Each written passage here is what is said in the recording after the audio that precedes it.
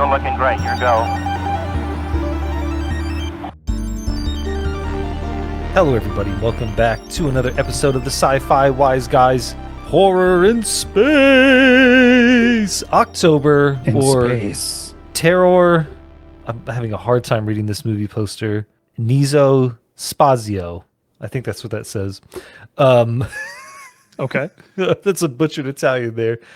Here on the Sci-Fi Wise Guys, we watch and review science fiction and science fiction adjacent movies, television shows, visual entertainment, media. Generally, if it's got moving pictures, people talking, and maybe some dubbed over lines in English, we're going to hear talk about it. How you doing, bud? I'm good. I'm your host, Anthony. And I'm the other host, Chris. There you go. We nailed it. We nailed it. You're gonna love editing this one. Oh, yeah.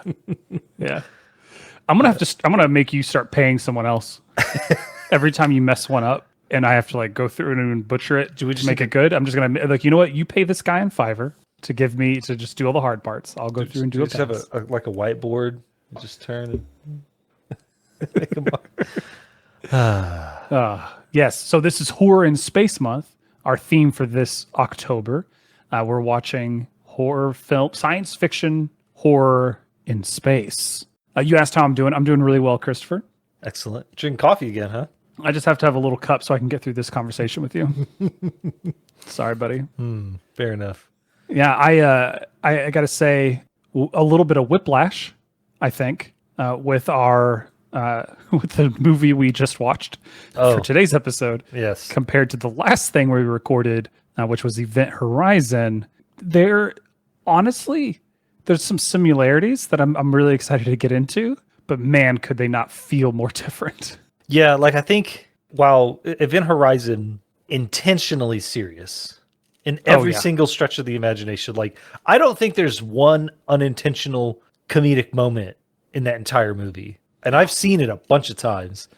Yeah. And I think this movie that we watched, Planet of the Vampires, Italian Terror nello Spazio, literally terror in space. Mm-hmm. It's a 1965 Italian-Spanish science fiction horror film produced by Fulvio Luciano, directed by Mario Bava, that stars Barry Sullivan and Norma Bengal. Well, I think look at this poster. Yeah. Well, I think that in 1965, this movie was meant to be serious. Oh, sure, absolutely. It certainly has not aged in such a in such a way that means it's always serious. Sure, but sure. I like the one on Wikipedia as well. That one's great. I like that one.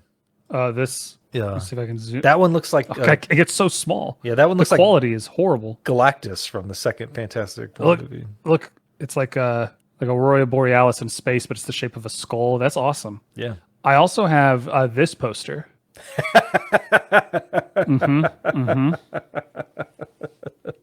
All right.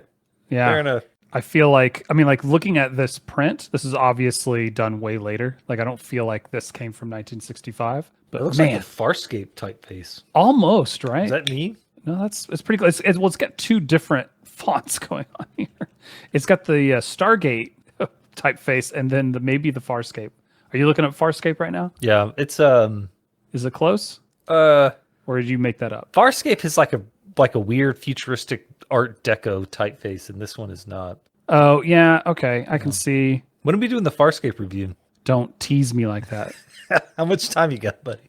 Yeah, look, this is it's a little more straight. You're right. It's not quite there. Let's get some facts out of the way. Like you mentioned, it's 1965. This is officially the oldest film that we've reviewed on the Sci-Fi Wise Guys. I mean, typically we stick to kind of straight to stream or B movie offerings. This is obviously, I guess I want to call it a B movie. It's still a B movie, I guess, but it did release to theaters in 1965. It had a budget that is higher than lots of other movies we see or review. Man, this movie made money. Yeah.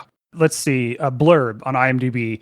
After landing on a mysterious planet, a team of astronauts begin to turn on each other, swayed by the uncertain influence of the planet and its strange inhabitants. This has got a 6.2 out of 10 on IMDb. If we go over to Rotten Tomatoes, it's got 73% fresh with a 52% audience score. I think it's pretty interesting that it's called The Demon Planet on on Rotten Tomatoes. It's get multiple names there. And I mean, even if we go back to that poster, the one that's showing on Rotten Tomatoes, we zoom in on that, it even mentions who rule the Demon Planet. So there's something going on there. Letterboxd has this thing sitting at a 3.2. So it's coming out to what, a 6.4 out of 10 if we extrapolate, average it, or double it, I guess, to get to the 10-point scale. And then if we remember that we're supposed to also pull up Metacritic, we'll 84% find of Google users like this movie. What was that percent again? 84%. I don't see it on Metacritic, which makes sense because of how old it is. I'm doing another search just to be sure. Try the Demon Planet. Well, it should pop up with alternate. Planet of the Vampires comes up with Dawn of the Planet of the Apes, Valerian and the City of a Thousand Planets, Legend of Zelda: Tears of the Kingdom. I don't think that's related at all. Yeah, try the Demon Planet. I'll try the Demon Planet. Nothing. Same with Demon nothing. Slayer. Journey to the Savage Planet. Great game. So nothing on Metacritic. But overall, mixed to positive, it seems like maybe a little bit more well critically received. And I'm actually gonna challenge these ratings a little bit. I think that if you are in the genre, these ratings are too low. Well, I think in retrospect, like if you're just looking at this from a pure technical stance, 1965, I think this movie accomplishes a lot of things and does it fairly well. Like I would say that the 6.2 is way too low, but we'll get into that. Sure. Well, I mean, let's get into it later. Yeah. Well, this is a movie that you chose, but I did the intro. Yeah. So why don't you give me your initial thoughts and opinions?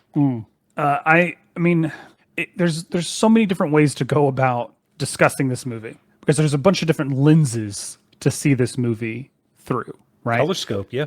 It's a color scope. But talking about this movie from the point of view of someone in the year 2023 who's just catching a film and talking about this movie as someone who really enjoys science fiction and can see the obvious influences of things that come after it. They're just very, very different. It's very, very easy to make fun of because it is cheesy. It might be the cheesiest thing I've ever seen. And I've seen every episode of Gilligan's Island and every episode of Hercules, which are two very different types of cheese. I think my initial impressions are it's good. And if you're in the genre and you haven't seen this movie, like if you love movies like Alien or Event Horizon, we just mentioned, then you should watch this film. Like it's got some, you can see the influences. It wears them. I mean, they're very, very obvious. If you're not in the genre, this will bore you to death. It will bore you to death. It obviously, and it has some issues that arise from it being from 1965, especially in the behavior of some of the female crew members, just the general way that they talk to one another. I did notice something that I normally would get upset with a film for is saying things instead of showing them, but a lot of times they end up doing both. Well, I wonder if that's that could be the Italian part of it. I don't know. Italian to English translation there. Yeah, because you can tell like some of these actors are speaking English because the lip sync syncs up, and other times they are not. And this is an Italian-made film, so you're absolutely right. Some of those complaints about the voices and the tone and everything could easily be from that. So it's hard to like really get into it. There's a lot of space on their spaceship, like a lot of dead space. Like the bridge is mostly like a basketball court with some consoles around it. It's huge. It's massive. I don't know why it's massive. And the Foley for them walking on the metal of the spaceship doesn't match their footprints, their footsteps as it goes. And it kind of bugs me. It bugs me a little bit. Okay. I the opening sequences of this movie, I wrote down what my first idea for a title for this episode: Maximum Collar Flip, all caps, just all the way past the ears. The next title that I wrote down as a possibility was Technobabble Xtreme. because there are a lot of words they use. I don't think they mean anything close to what they think they mean. It's interesting. I don't know how they achieved some of the effects, like some of the lighting and whatnot. Like some of it I do, but like the ray gun effects are really well done. They literally call them a field ray gun. The giant alien skeletons, awesome. Oh like, yeah, just amazing. Like that, those come in. I was like, this is very, very impressive. The makeup in this movie is awesome. All of like the people who are mauled, and you see some bones and whatnot. That's really, really cool. Looking up some stuff about this movie after the fact, Mario Bava, the director, is well known for his horror films. So this is maybe a step in a slightly different direction for him, although it's still definitely horror. And it shows. It definitely shows. But no, I guess overall I enjoyed it. I'm very happy I watched this. We found it randomly while looking up stuff for horror and Space Month. It wasn't like we were like, oh, we'll definitely watch that. It was something at least I had never even heard of before we put on the list. I don't know if you had heard of it or anything. I feel like I have. Like when I was younger, when I was a child, my dad would watch, because we lived in a bunch of different countries, but I remember in the Philippines, my dad would watch like the crappy, or not, I don't want to say the word crappy is wrong, the low budget Japanese like horror movies or whatever. Like I saw, but like not horror, but Godzilla. I saw the original Godzilla film in the late 80s, and like I remember coming to America and talking about how Godzilla had a kid, and no one believed me. They thought I was just making it up, and then many years later, there's that little bastard running around blowing smoke rings. So I've always like had like a soft spot for movies like this, and it wasn't until I want to say my early to mid 20s when you introduced me to James Rolfe. The angry video game nerd, and Cinemassacre, and he does this Monster Madness where like he loves these type of movies, these old horror movies. And I felt like he had reviewed this one, but I couldn't find it on his channel anywhere, and I looked pretty hard. But I love movies like this because there's a particular shot of this film when they're like walking towards not their spaceship, but the one you're talking about with the giant aliens, where there's just a camera on the ground, and there's a miniature of that spaceship right in front of the camera, and he's shooting through like the landing gear to them far off into the distance. And I was like, wow, what an amazing way to capture that shot. I agree. A lot of the effects are great, especially for the time period. This movie had a $200,000 US dollar budget. Okay. The highest grossing films in 1965 were as followed in top 10 order: The Sound of Music, Dr. Zhivago, Thunderball, Those Magnificent Men and Their Flying Machines, The Great Race, That Darn Cat, Cat Ballou, What's New Pussycat, Shenandoah, and Von Ryan's Express. A lot of cats. Hell, maybe Cats was on Broadway at this point. Who knows? But Thunderball had a $9 million budget. Jeez. Okay. And this is 1965. The Sound of Music had an $8.2 million budget, and Dr. Zhivago had an $11 million budget. So look, this had, I just put it into an inflation calculator. 200 grand in 1965 is 1.9 million in 2023. So, and I'm not out here saying that this movie had better effects than The Sound of Music, which probably didn't have any effects really. Or there's some gunshots, I think, near the end. Yeah. And I don't think they might have shot on location. I don't know. Or Thunderball. I'm not saying it. I'm not saying it at all. But the fact that I wasn't even really able to tell I didn't know that the budget was quote unquote that low until I looked it up, I think says a lot about the quality of this movie. Sure. I think the uniforms are probably the most impressive part, except for the moment where Homeboy lifts that leather strap on his wrist. For the communicator? Yeah. Yeah, and it's just like, okay, come on. You can, maybe we didn't have to have the extra 10 square feet in the engineering department. You could have spent a little bit more money on those wrist straps. But I thought the uniforms were great. Very cool. The props were very cool. You're right. There is so much negative space on that spaceship. It like what's really funny to me is when they're flying around in it, it reminded me of the Planet Express ship. Okay. A little bit from Futurama. And then that reminded me of the Jetsons. And then I looked up. Yeah. And then I looked up the Jetsons. Uh-oh. I've already closed the tab. But the Jetsons came out in 1962. Yeah. And so, that is what they thought spacecraft would look like far into the future, is these long swooping rockets, cylindrical or ovoid shaped spacecraft. Very cool, very interesting. No, I was impressed the entire time I was watching this movie. I noticed the dubbing almost immediately. Oh well, yeah, because Mark Markey, Captain Markery, whatever his name is, played by Barry Sullivan. Yeah, and then his chief engineer Wes Wessant. Yeah. I realized pretty immediately that he was an American actor, and then Sanya, played by Norma Bingel. Bingel, I'm not sure. She's an American actress, and then the rest of them absolutely not. But well, I guess she did stuff in English. She was speaking English. Oh, she was absolutely speaking English, but she's Brazilian. Oh, okay, I see that now. And then worked in Italy, and then because she was big in Brazilian cinema for a long time until she passed. I think almost everyone else was dubbed, which which is cool. There's nothing wrong with that. Sure. Which has always made me like the original Dracula movie, which I went and saw with my nephew when it was re-released in theaters a couple years ago. Fun fact about that movie: Bela Lugosi didn't speak English like almost at all. He's Hungarian or whatever. Excuse me, or whatever. But he would speak the English lines to his castmates, and he wouldn't be able to understand what they were saying. So he just had to, memorize what he was going to say and what they were going to say. And I feel like that's almost the same here. Maybe a few of them spoke English, but Italian was probably their primary language. There's a lot of that movie 47 Ronin that came out a few years ago. There was a lot of critics that were I guess they criticized the filmmakers for like focusing on some of the Japanese actors' mouths, because they're like, if they're not comfortable speaking English, just have them speak Spanish or have them speak Japanese. Yeah, Spanish. And then subtitle it. Which, I get, but it makes me wonder how often that actually happens when dubbing is done in a much better way. You know what I mean? Or maybe they just have them speak the lines in English and they dub over them so it looks less broken. Maybe.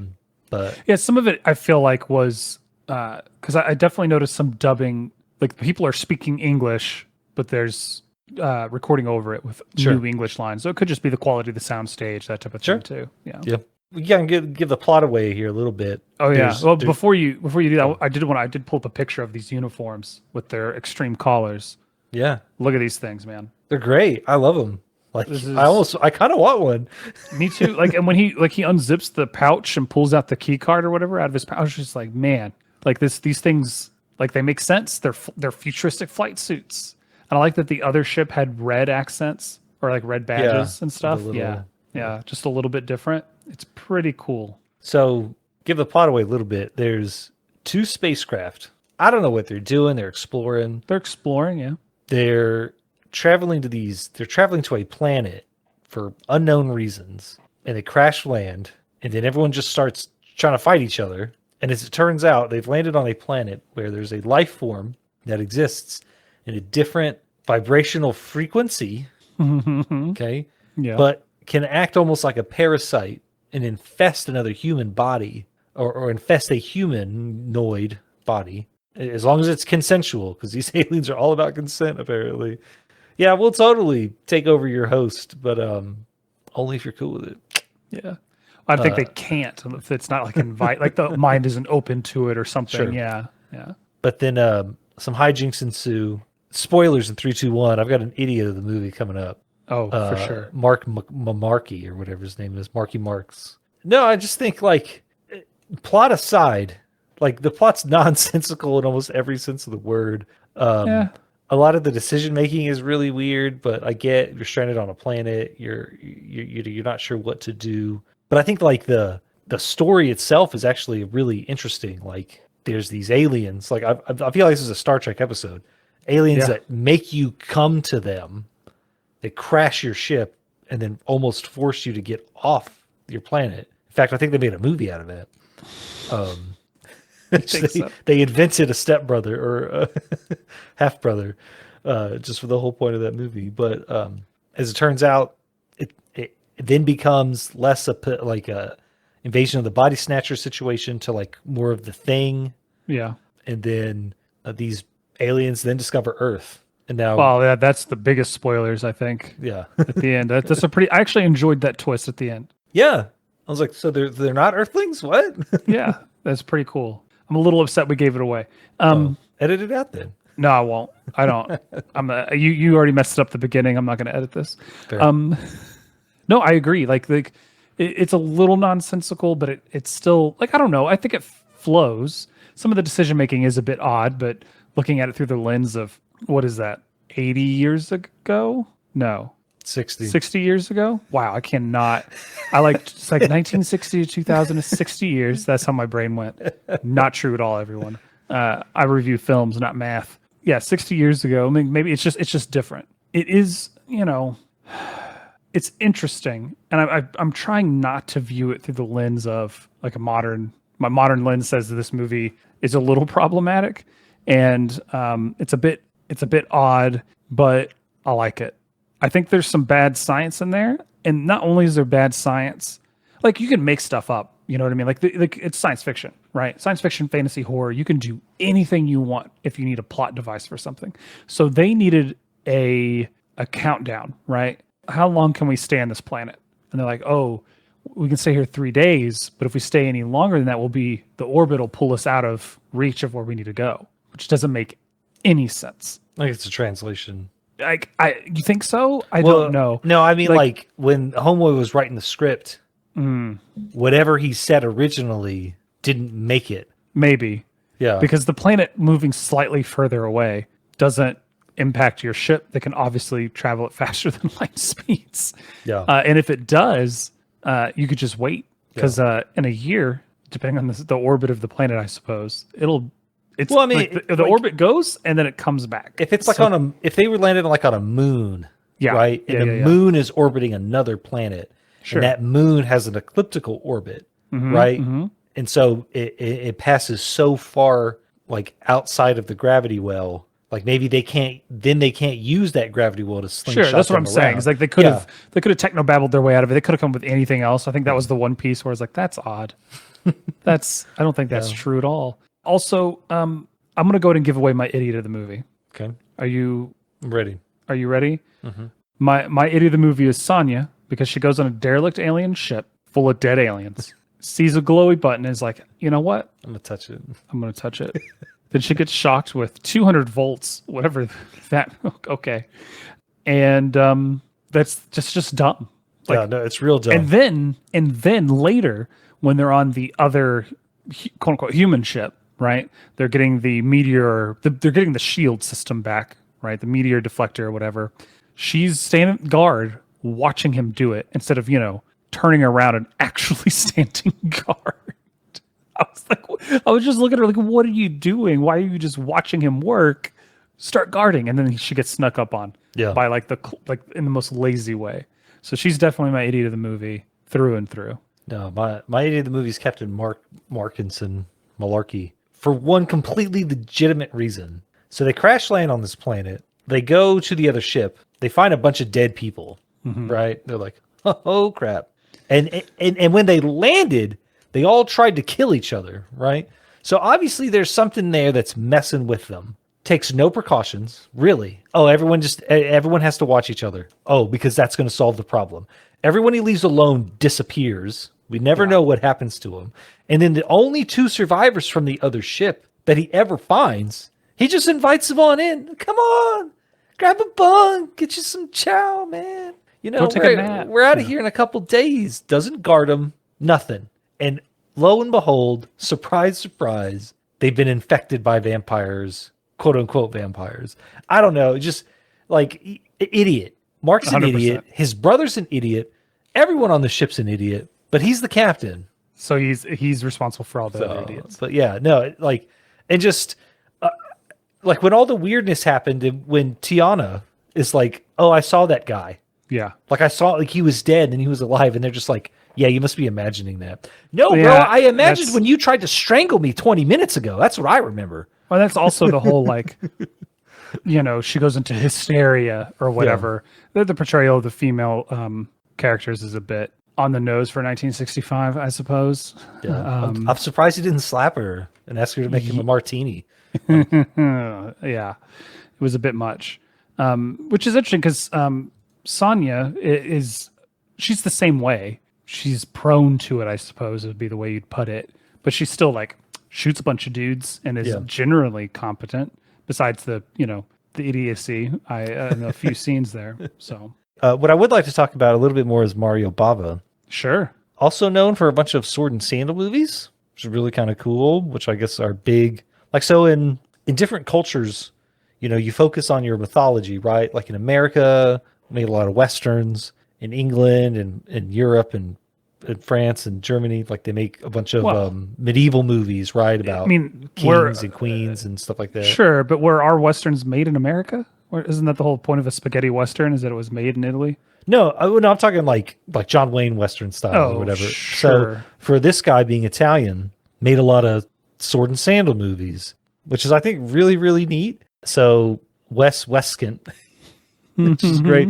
His IMDb picture makes me laugh because it's just him in the Colossus of Rhodes from 1961. Oh, wow. Look at that. Yeah, which is about while holidaying in Rhodes, an Athenian war hero becomes involved in 2 plots to overthrow the tyrannical king.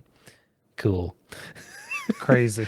Yeah. And I'm sure this is true for a lot of modern day directors, but this guy was 65 and made so many movies.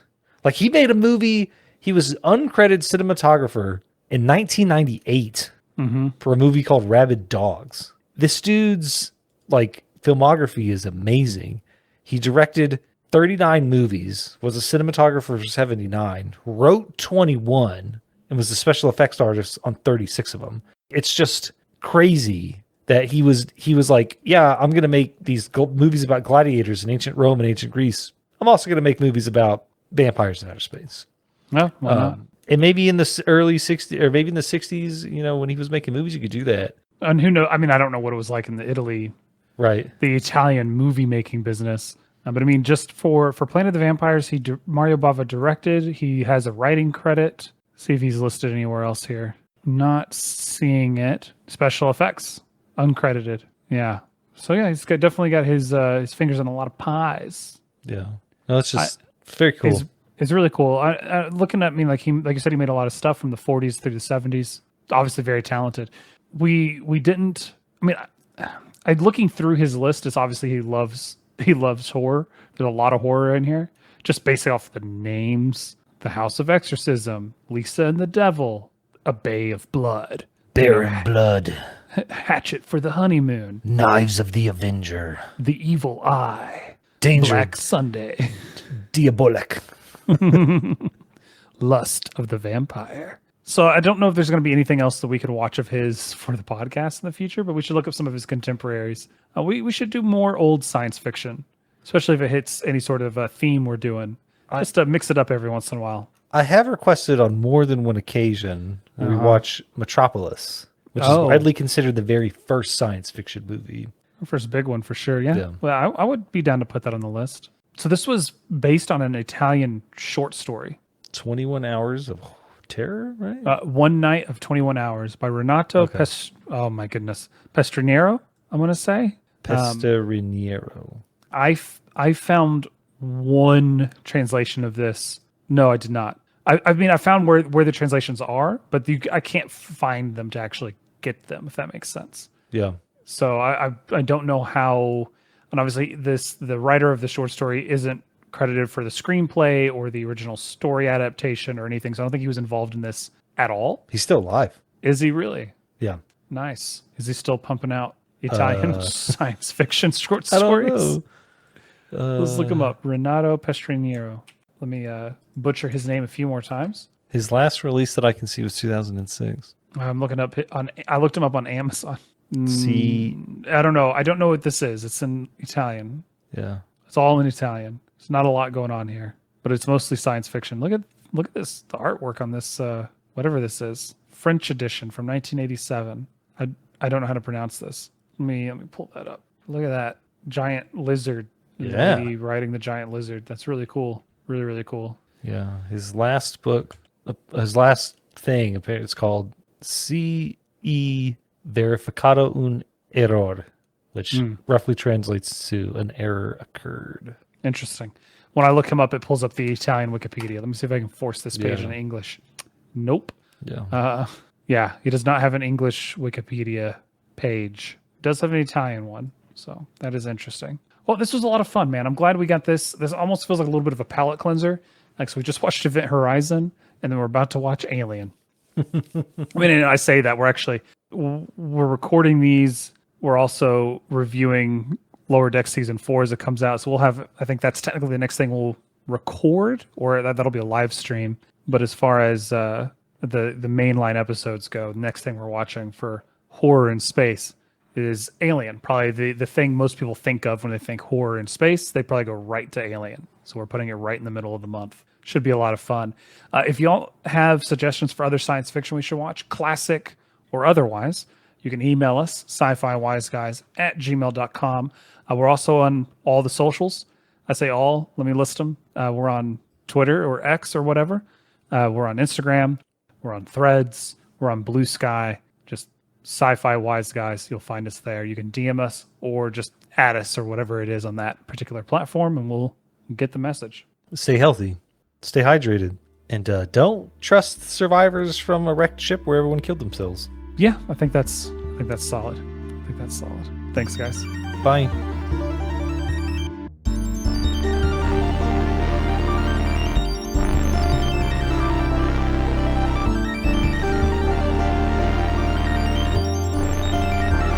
Has landed. My new favorite type of customer at work is the type of customer who opens a support ticket, goes back and forth with support. Support says, okay, this is what you need to try. And they say, okay, I'll try it. And then 6 months later, they come to me and I'm like, oh, what happened to the support ticket? And they just ignored support. And then they're mad 6 months later that things aren't fixed. Oh no, what a surprise. Oh, the consequences of your own inaction.